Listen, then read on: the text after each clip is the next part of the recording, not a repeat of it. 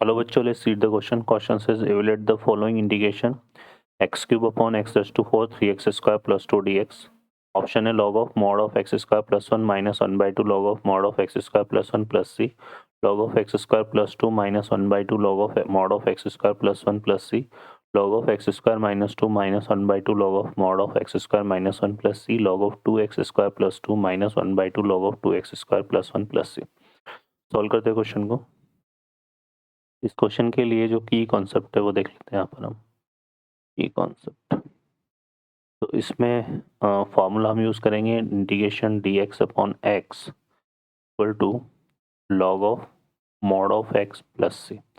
ठीक है, तो इस फॉर्मूले को हम बेसिकली यहाँ पर यूज़ में लेंगे. सॉल्व करते हैं क्वेश्चन को. अब इस क्वेश्चन में देखिए यहाँ पर एक्स क्यूब आ रहा है, तो हम इसमें क्या करते हैं बेसिकली, देखो यहाँ पर एक्स क्यूब को हम लिखेंगे एक्स स्क्वायर इंटू एक्स. ठीक है, तो हम यहाँ पे ले लेते हैं आई इक्वल टू इंटीग्रेशन. अब यहाँ पर ये जो एक्स क्यूब है इसको हम लिखते हैं एक्स स्क्वायर और यहाँ पर इंटू में एक्स डी एक्स लिख देते हैं. ठीक है, और ये हो जाएगा हमारे पास एक्स स्क्वायर का whole square 3x square plus 2. ठीक है, अब हम क्या करते हैं यहाँ पे पुट कर देते हैं एक्स स्क्वायर को t कंसिडर कर लेते हैं. तो यहाँ से क्या आएगा 2x dx equal to dt आ जाएगा.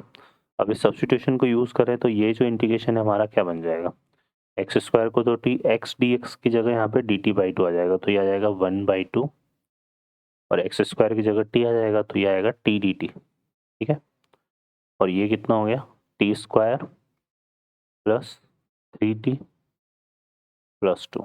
ठीक है, अब ये जो रिजल्ट है इसको हम बाई पार्शियल फ्रैक्शन सॉल्व करेंगे. T upon T square plus 3t plus 2. तो ये हो जाएगा, देखो यहाँ से अगर हम इसके फैक्टर करें, एक मिनट इसको हम ऐसे लिख लेते हैं 1/2 इंटीग्रेशन टी डी टी. इसके फैक्टर करेंगे तो ये 2 बन जा 2 हो रहा है, मतलब इसके फैक्टर क्या हो रहा है T plus 1 into T plus 2. है ना, इसको मल्टीप्लाई करेंगे तो ये रिजल्ट आएगा, तो यहाँ पर हम ये लिख लेते हैं T plus 1 into T plus 2. और इसको सॉल्व करते हैं तो ये आएगा a upon T plus 1, partial fraction से सॉल्व करेंगे, और b अपॉन टी प्लस 2. तो यहाँ से क्या आ जाएगा बच्चों, हमारे पास देखो t इक्वल टू हो जाएगा a इंटू टी प्लस 2 और plus b into T plus 1.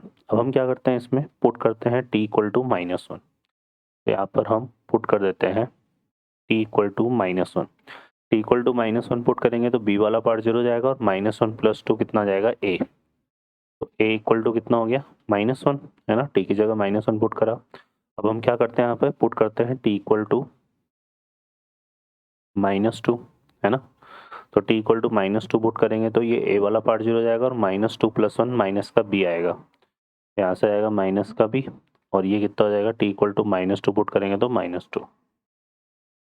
ठीक है, ये किया हमने, तो यहाँ से हमारे पास b की वैल्यू जो है वो 2 आ जाएगी. अब ये वैल्यूज़ को पुट करते हैं तो जो इंटीग्रेशन हमारा हो जाएगा, इंटीग्रेशन देखो यहाँ से इसको हम a की और b की वैल्यू को पुट करेंगे. a की वैल्यू हमारी कितनी आई थी -1, तो ये आएगा हमारे पास -1 अपॉन टी प्लस 1 और b की वैल्यू हमारे पास आई 2, तो ये आएगा 2 अपॉन टी प्लस 2. ठीक है, और यहाँ पे क्या आएगा डी टी.